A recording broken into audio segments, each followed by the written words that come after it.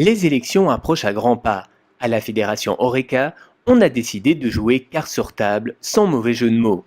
Nous sommes boulevard Anspach, juste devant la fédération Horeca Bruxelles. Ici se déroule administration, formation, accompagnement et soutien aux actuels et futurs professionnels du secteur. Secteur primordial, il est le premier secteur économique de notre capitale. C'est également un secteur social car il offre de l'emploi aux travailleurs les plus fragiles, bien souvent oubliés par d'autres secteurs moins soucieux du tout un chacun. Suite aux attaques répétées dans les médias et sans que la fédération Horeca Bruxelles n'ait eu son droit de réponse, nous avons décidé chez Horeca TV de leur donner la parole.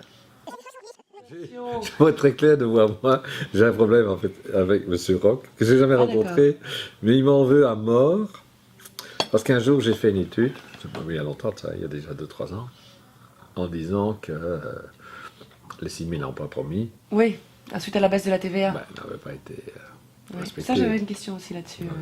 Donc voilà pour réponse à M. Defait sur son intervention sur le secteur Horeca. Donc évidemment, ça ne me rassure pas du tout, au contraire, parce qu'il y a des choses qu'il continue à dire et je prouve, et je vais prouver ici que ce monsieur ne connaît pas le secteur, ne connaît pas ce dossier, parle vraiment, et je ne sais pas pourquoi. Donc je ne peux dire qu'une chose, c'est qu'il aime en tout cas la caméra, ce que moi je déteste. Donc premièrement, sur l'emploi. Donc il est clair que nous avons bien sûr non pas seulement un contrat verbal, mais également un accord signé.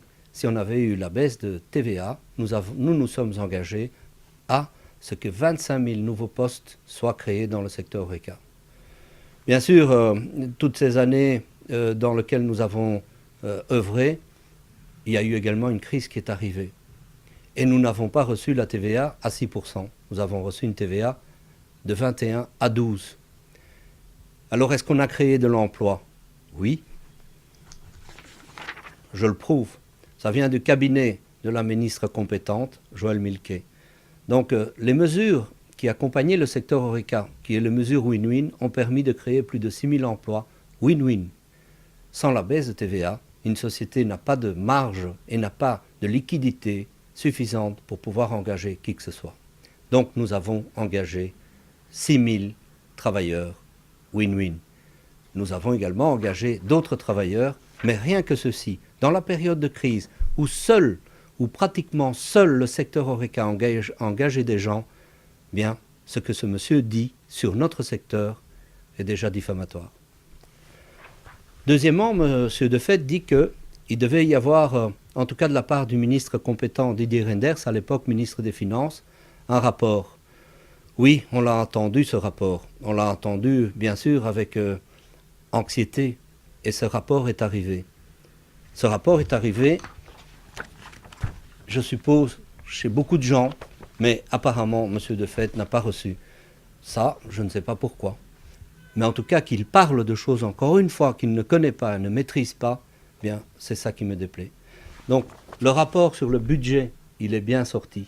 Il est là. Et dans ce rapport, il y a également l'Horeca. Donc nous pouvons voir dans le secteur Horeca, en tout cas consacré à l'Horeca, que nous avons bel et bien augmenté notre citoyenneté par l'augmentation du chiffre d'affaires, qui est évidemment énorme par rapport à tous les autres secteurs dans une période de crise. Donc c'est vraiment, quand on écoute ce monsieur, ça fait mal, ça fait vraiment mal. Et c'est pour ça que je dis, il y a beaucoup de gens qui écoutent et qui vont croire évidemment ces dires et donc pénaliser le secteur Horeca. Je n'ai rien contre ce monsieur, je ne le connais pas, je ne pense pas que ce soit quelqu'un d'intéressant à connaître, mais en tout cas, une fois de plus, ce sont les chiffres qui nous proviennent. Il a un institut de sondage ou un institut de statistique qui lui appartient, je crois. Ils sont à 2 ou à 3 ou peut-être même tout seuls. Et donc, il fait ces statistiques. L'Horeca n'a pas la prétention de vouloir fait des statistiques, nous ne sommes pas statisticiens, nous nous basons sur les statistiques faites par la Banque nationale pour dire que le chiffre d'affaires est en baisse, nous nous basons sur les statistiques du social pour savoir le nombre de travailleurs que nous avons, nous nous basons sur les statistiques offertes par Mme Milquet à l'époque où elle s'occupait de l'emploi pour savoir le nombre de personnes que nous avons engagées. Donc il n'y a rien de plus vrai que ça. Interpréter ces statistiques de façon négative, comme le fait en permanence M. De Feit, c'est très désagréable. Et je ne comprends pas pourquoi. Ce monsieur est sympathique au demeurant, mais pourquoi en veut-il à l'ORECA? C'est quelque chose qui m'inquiète.